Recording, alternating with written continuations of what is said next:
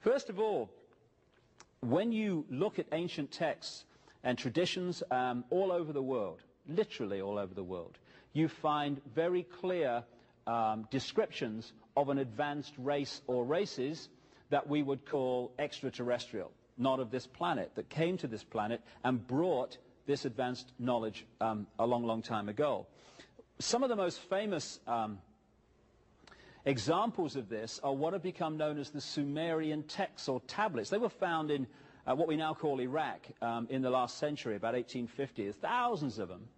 And they've been translated by a number of people, most famously a guy called Zecharia Sitchin. People think he's the only one that's done it because of the publicity and stuff that he's got in his books, but many other people have done it and actually have come to a slightly different interpretation than him. But the common theme of all of them is this, that a group which the Sumerian tablets, which were buried around 2000 BC, something like that, they talk about this group they call the Anunnaki. In Sumerian, those who from heaven to earth came, which is the basic translation, but those who came from the high place and down to the earth overall is the feel of it. The Anunnaki. And when it talks about these Anunnaki and the tablets and stuff, here's an example of just one of the so-called cylinder seals that were found among them, depicting various things. There are some remarkable points and areas of text and evidence that you can see. First of all, there is remarkable knowledge in these texts of planetary, solar system, universal, astronomical knowledge that has only been confirmed in this century and sometimes even more recently. In the text, for instance, they describe what Uranus and Neptune look like in a way that's only been confirmed in literally the last few years. They depict the solar system with planets that have only been found in the last century and the 20th century. How did they do that? What they say is the knowledge was brought by this Anunnaki. But it's more than that, because it talks in some detail about how this Anunnaki interbred with humanity, creating a hybrid race. And you find this theme all over the world. You find it in Genesis, in the Bible, which is a rewrite, when you do the research, of the Sumerian stories.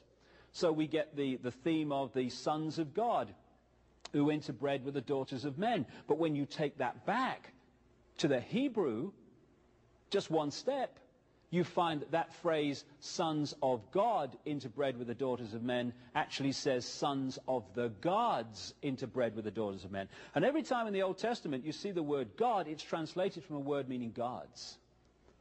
And it's clear to me that we have been misled and we've misunderstood the difference between the gods, symbolically extraterrestrials in the ancient world, and God, which is all consciousness, all energy, everything that exists. So these Sumerian tablets very much confirm this ancient race. Now, again, when you look at other cultures, you find the same stories in the ancient Hindu cultures, the Veda. The Vedas, their ancient holy books, you find descriptions of the gods flying in flying machines, which we would call aeroplanes or UFOs or flying saucers, whatever.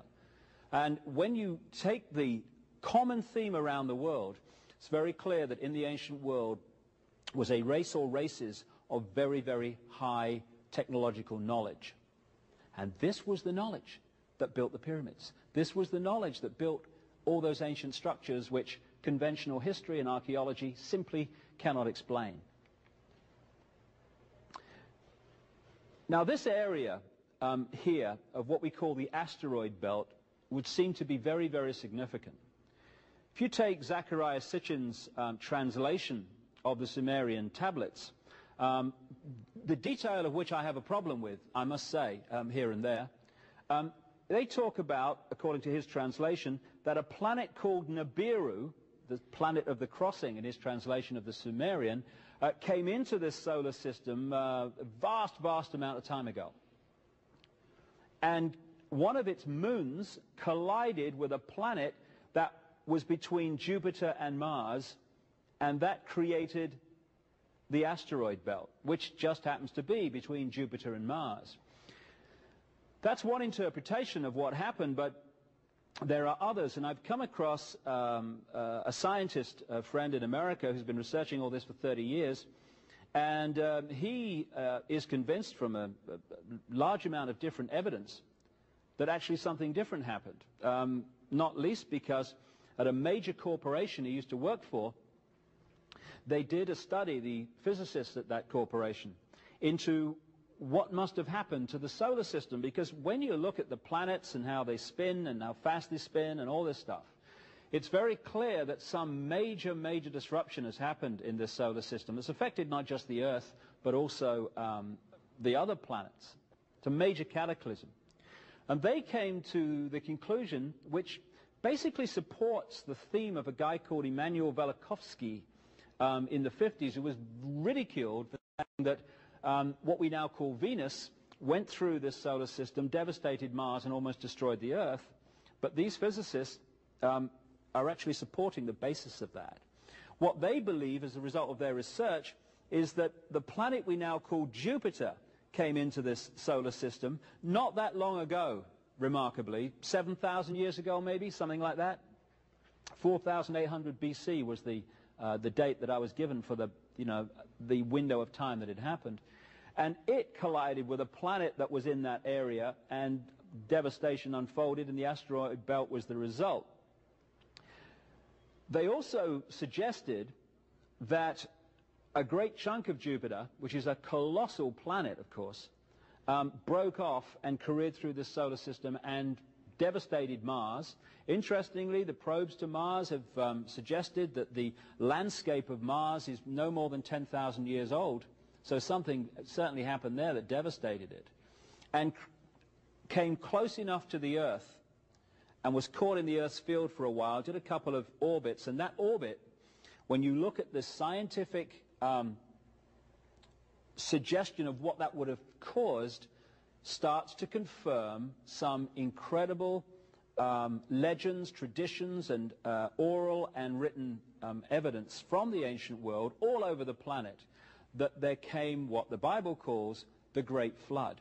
One of the things that this would have done, this pass by what we now call Venus, is to have created a 10,000-foot tidal wave.